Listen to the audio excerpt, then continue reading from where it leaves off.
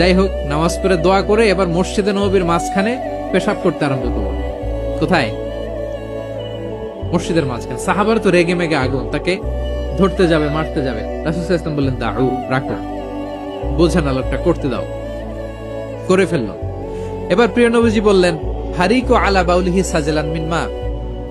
তখনকার মসজিদে নববী তো বালুর ফ্লোর ছিল, জানেন আপনারা? আমাদের এখনকার মসজিদ তো এই যেরকম পাকা টাইলস করা, কার্পেটিং, আরো কত কি।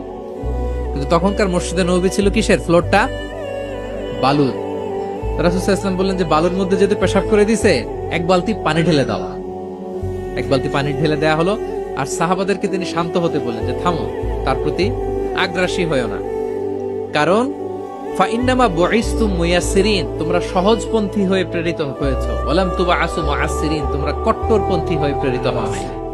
আল্লাহু আকবার। তিনি বুঝালেন যে এই উম্মাত হবে সহজপন্থী, কট্টরপন্থী নয়।